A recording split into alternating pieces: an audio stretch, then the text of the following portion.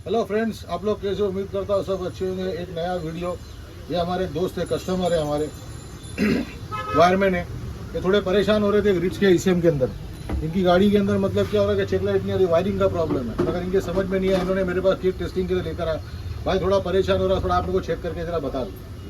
तो ये हमारे मशीन के ऊपर हम लोगों ने सारी चीज़ें लगा दी है। इन्होंने मीटर भी साथ में खोल के लेकर आ गया। अभी हम लोगों ने सिस्टम चालू करके बताए थे कि भाई हम लोग ये हमारी मशीन के ऊपर लगाते, और ये जैसे ही हम लोग इग्निशन ऑन करते टिक टिक फुल पंप ऑन हो गया, चेक लाइट आ गई, ये आ गया, हीटर लाइट इसमें दिखा देगा, सिक्योरिटी लाइट यहाँ से हमारी आके चली गई।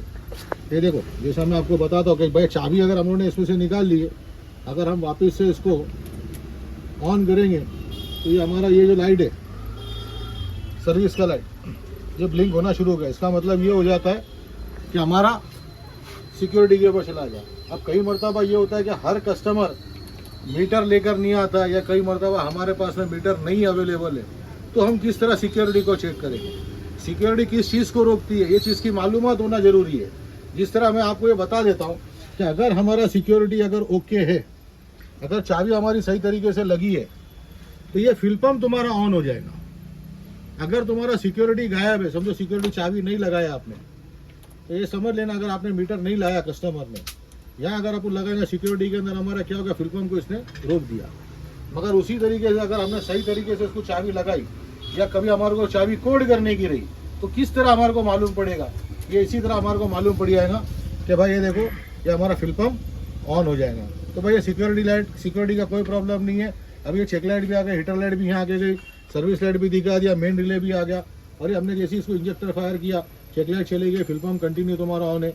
ये तुम्हारे 4 इंजेक्टर तुम्हारे चलना शुरू हो गए, ये मेन रिले तुम्हारा बता दिया। अब इसके अंदर एसी का भी बहुत बड़ा तकलीफ आता है, तो वो भी अपन यहाँ चेक कर सकते हैं। ये हमारा एसी ऑन हो गया। अब जैसा हमारा एसी का प्रेशर अगर बढ़ता है, तो उसी तरह हमारे फैन भी चालू हो जाएंगे। आप समझ गए? अगर हमारा गाड़ी के अंदर समझो टेम्परेचर बहुत ज़्यादा हाई होता है, ज़्यादा है जिसको बोलते हैं, अगर अपन घाट में गाड़ी चला रहे, एसी लोड ले रहा है, उस टाइम पे हमारा एसी ऑटोमेटिकली बंद हो जाता है। तो ये सारा सिस्टम जिस तरह गाड़ी में काम होता है, उसी तरह हम लोग इसको ऑन टेबल काम करके दिखाते हैं। और एक चीज़ मैं आपको बताता हूँ कि जैसे कोई ठंडे वातावरण में हम लोग गाड़ी लेके जाते हैं, हमारा एसी तो चालू रहेगा, और उसके अंदर हमारे फैन भी ऑटोमेटिकली स्लो होना शुरू हो जाते हैं, जिसको बोलते हैं फैन हमारा बंद हो जाता है। जब अगर ठंडा वातावरण रहेगा, ये इसी तरह से तुम्हारा काम करेगा।